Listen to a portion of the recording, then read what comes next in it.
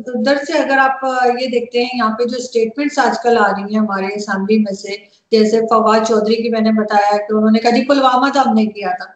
इसी तरह से जो हयात नाइक है वो कहते हैं कि जी ये कहाँ पर रहे थे शाह महमूद कुरैशी और इन्होंने कहा कि अभिनंदन को छोड़ दो। तो आपको लगता है कि वो सही स्टेटमेंट दे रहे हैं या क्या, ऐसा क्यों बोल रहे हैं लोग? पहला स्टेटमेंट तो हमेशा सही होता है, दूसरा जो होता है वो फौज के हंटर से जब पढ़ती हैं पीछे की साइड पे तो फिर दूसरा सच निकलता है। पाकिस्तान में एक सच होता ही नहीं है। नमस्कार दोस्तों, जय हिंद। आप सभी का स्वागत है आपके अपने चैनल आज़ाद भारत लाइव पे। दोस्तों ये एक रिएक्शन वीडियो है और इस वीडियो में एक बातचीत है पाकिस्तान की जानी मानी पत्रकार आरजू काज़मी और पाकिस्तान के बहुत बड़े लेखक और पत्रकार तारिक फतेह साहब के बीच की जो बातचीत है वो इस वीडियो में है। और इस वीडियो में आपको बहुत मज़ा आने वाला है क्योंकि इस वीडियो में आपको पता चलेगा कि वो क्या रीजंस थे जिसकी वजह से पाकिस्तान कट्टरपंथ की चपेट में आया, वो क्या रीजंस थे जिसकी वजह से अयूब खान ने 1965 में इंडिया पे अटैक किया, पाकिस्तान के इंडिया पे अटैक करने के रीजंस क्या थे। और साथ ही साथ में आपको पता चलेगा कि किस तरह से अभी हाल के दिनों में पाकिस्तान के दो राजनेताओं के द्वारा दिए गए बयानों की वजह से पूरे पाकिस्तान ही नहीं बल्कि इंडिया की राजनीति में एक भूचाल सा आ गया है। और भी कई सारी बातें हैं जो आपको पता चलेगी, जैसे कि पाकिस्तान एक फेल्ड स्टेट बनता चला जा रहा है और पाकिस्तान के फेल्ड स्टेट होने की भविष्यवाणी आजकल की नहीं बल्कि 8 से 10 साल पहले कर दी गई थी। पाकिस्तान के टॉप क्लास के पॉलिटिकल एनालिस्ट ने पाकिस्तान को एक फेल्ड स्टेट पाकिस्तान जो बनता चला जा रहा है उसके बारे में एक भविष्यवाणी बहुत पहले कर दी गई थी। तो चलिए बिना समय गंवाए देखते हैं ये वीडियो और जानने की कोशिश करते हैं कि ऐसा क्या है और क्यों है।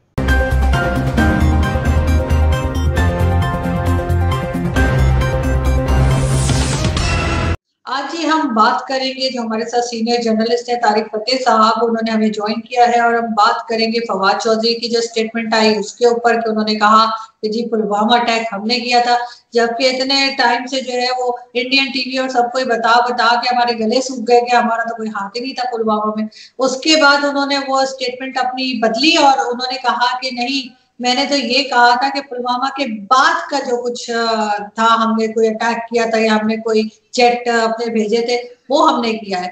और इसके अलावा हमारे साथ जो है वो अयाज सादिक साहब जो हैं, जो पहले जो है नेशनल असेंबली के स्पीकर भी रह चुके हैं पीएमएलएन की तरफ से। उन्होंने कहा कि जी जब अभिनंदन हमारे पास था तो उनका जो पायलट इंडिया का, तो वो देने के लिए जो शाह महमूद कुरैशी साहब आया, उनकी टांगे कांप रही थी और वो कह रहे थे कि उनके पसीने छूट रहे हैं और आर्मी चीफ को भी पसीने आ रहे हैं और कह रहे हैं कि जल्दी से वापस कर दें, नहीं तो इंडिया हमला कर देगा। तो सर उधर से अगर आप ये देखते हैं यहाँ पे जो स्टेटमेंट्स आजकल आ रही हैं हमारे असेंबली में से, जैसे फवाद चौधरी की मैंने बताया कि उन्होंने कहा जी पुलवामा तो हमने किया था। इसी तरह से जो हयात नाइक है वो कहते हैं कि जी ये कहाँ पर रहे थे शाह महमूद कुरैशी और इन्होंने कहा कि अभिनंदन को छोड़ दो। तो आपको लगता है कि वो सही स्टेटमेंट दे रहे हैं या क्या, ऐसा क्यों बोल रहे हैं लोग? पहला स्टेटमेंट तो हमेशा सही होता है, दूसरा जो होता है वो फौज के हंटर से जब पढ़ती हैं पीछे की साइड पे तो फिर दूसरा सच निकलता है। पाकिस्तान में एक सच होता ही नहीं है। आपको लग रहा है कि इन्होंने डर के छोड़ा? आपको लगता है अभिनंदन को पाकिस्तान ने डर के छोड़ा? अरे ये तो बेवकूफ है इंडियन, वरना अभी तक वो जो जिसको बलूचिस्तान से किडनैप करके रखा हुआ उसको छोड़ा नहीं है इन्होंने। ये ऐसा नहीं है कि इंडिया के अंदर सारे टॉप के साइंटिस्ट बैठे हुए हैं, वो भी हमारे जैसे ही हैं, लेकिन वहाँ जमहूरियत है, वहाँ पार्टीज हैं, वहाँ खुद सोच भी नहीं सकता कि वो जनरल बताएगा कि क्या करना है। यहाँ एक बेगैरत जनरल आज प्रेस कॉन्फ्रेंस कर रहा था, I will not take question. अरे तो प्रेस कॉन्फ्रेंस क्यों कर रहा? कितना स्टूपिड आदमी वो, नॉट टेक क्वेश्चन। अरे जा भाई, तेरे को बुलाया किसने? प्रेस कॉन्फ्रेंस में क्वेश्चन नहीं लेगा? कितनी स्टूपिड आदमी। तो पर की क्यों थी?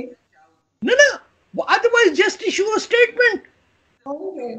नो, ये तो बेसिक जर्नलिज्म के कुछ पैमाने होते हैं कि आप आए साहब के सामने तो वो सवाल करेंगे। No and one agenda, a good man the Laltan, yes Command 4.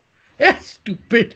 इनकी ना अंग्रेजी अच्छी, ना पंजाबी ठीक, ना उर्दू ठीक, सिर्फ इनका पापा पिज्जा ठीक है, बाकी सब जो है it's an embarrassment, it's an embarrassment कि ये लोग इतने ब्राइट कम्युनिटी को लीडरशिप में कितनी तबाही कर रहे हैं। इतने रिसोर्सफुल हैं पाकिस्तानी, खुदा की कसम। इनको अपनी मर्जी पे जमहूरी हुकूमत मिल जाए, they could reach the stars. आप सोचिए कितनी एडवांटेजेस थी 1947 में पाकिस्तान के पास, और मैं जिना की आपको तकरीरें बताऊं कि कैसे उसने पलटा खाया कि जान दे दो इस्लाम के लिए और बिछा दो, और he became, they turned him into an extremist mullah, and then जियारत में आके कहते थे कि बुढ़ा कब मरेगा, ये लियाकत अली खान कहते थे, बुढ़ा मरा नहीं मरा अभी तक, फिर उसको मार दिया किसी ने। लेकिन तारिक साहब, क्यों हमेशा एक मुल्ला माफिया जो है उसके कंट्रोल में पाकिस्तान शुरू से रहा, अभी तक है, अब तो ज्यादा हो गया, ऐसा क्यों है? इसलिए क्योंकि आपके पास और आपकी आइडेंटिटी कुछ नहीं है। ये दुनिया के वाहिद लोग हैं जो अपनी माँ बोली से, अपनी आइडेंटिटी से शर्मिंदा हैं। Nobody respects people who are ashamed of themselves. Sindhi nationalist हैं, बलोच हैं, ये अपनी मरते दम तक अपनी उनकी चिन ऊपर होती है। पंजाबी वो कौम है जो 90,000 सरेंडर होने के बाद भी खिलखिला के हंसते हैं कि यार वो फिल्म दिखा दो VCR पे। This is the first request after surrender, Pakeezah दिखाओ ना यार। सुना बड़ी टॉप पे चल रही फिल्म, तो उन्होंने पाकीज़ा दिखाई कमीनों में। सरदार अख्तर जान मेंगल ने कहा कि यूनिफॉर्म दे दो मुझे, महमूद अचकजई को और मौलाना फजलुर रहमान को, और हम बॉर्डर सेफ रखेंगे, आप सियासत करिए और फिक्र ना करिए, हम सरेंडर भी नहीं करेंगे। इतनी बड़ी इंसल्ट के बाद बैठे रहे कुर्सी में, जिसे पंजाबी में कहते हैं फिटे मुंह करने के बाद भी वो उनका मुंह वैसे ही अनफिट रहता है। ना अख्तर मेंगल साहब से मुझे याद है, मैं उन्हीं की बात बल्कि करने लगी थी कि वो अब लग रहा है कि मरियम नवाज से भी मिले हैं जाकर, और आगे अभी इनके 2 जलसे और आने वाले हैं, जिसमें लाहौर का जलसा जो है उसको बड़ा कहा जा रहा है इम्पोर्टेंट होगा। लेकिन साथ ही हम देखते हैं कि मुख्तलिफ जगह पे ब्लास्ट भी शुरू कर दिए हैं, तो आपको लगता है कि इनको रोकने के लिए किया जा रहा है? देखिए, मैं आपको एक इंटरेस्टिंग बात बताऊं कि जब अयूब खान 1965-60 उसके इलेक्शन में गड़बड़ करके फातिमा जिन्ना को हरा के आ गए, तो अगला क्या था उनके पास? उन्होंने इंडिया से जंग करवा दी। आप, of course you were not even born then, but मैं आपको एक हिस्टोरिकल फैक्ट बता रहा हूँ कि वो तो फंस गए कि फातिमा जिन्ना को हरवा भी दिया और बेईमानी भी हो गई, सबको पता है कि चोर है, तो what is the recourse? India, हमला कर दो उसके ऊपर। आपने इन्वेजन कर दी, जम्मू कश्मीर में सब मारे गए 1965 की वॉर में, हमें उसके बावजूद तख्ता नहीं बचा उनका। तो सर, मैं आज से मेरे ख्याल है 8 या 10 साल पहले मैं आदेश कावज़ी साहब से मिली थी, तो उस वक्त वो मुझे कहने लगे कि I was a student in university, और मैं गई उनसे मिलने के लिए, तो मुझे कहने लगे कि अब से 15 या फिर 25 साल के बाद उन्होंने कहा Pakistan will be a failed state. तो क्यों आपको लगता है कि उन्होंने ऐसा क्यों कहा? क्या आपको लगता है इस तरह की कोई बात? ऑफ कोर्स, आप अब देखिए जजीरे बेच रहे हैं सिंध के और बलूचिस्तान के चाइना को। ये कावज़ी साहब को तो पता था कि कचरा वचरा जो इनके आगे पीछे घूमता है ये कौन लोग हैं। नहीं तो फिर लेकिन जैसे आप बात कर रहे हैं तो क्यों ये फेल्ड स्टेट की तरफ क्यों जा रहा है? पंजाब और सिंध का क्या ताल्लुक है? अभी आपने सुना है पिछले 1000 साल के अंदर क्या है? There is no link. आपने उनके दरियाओं को चूस के सत्यानाश कर दिया कि वो इंडस रिवर जिसके ऊपर ट्रेन जाती थी कम से कम 10 मिनट लगते थे कोटरी से हैदराबाद जाने में, वो अब नीचे कीचड़ बन गया, खा गए सेम थूर में सारा पानी ऊपर से निकाल के।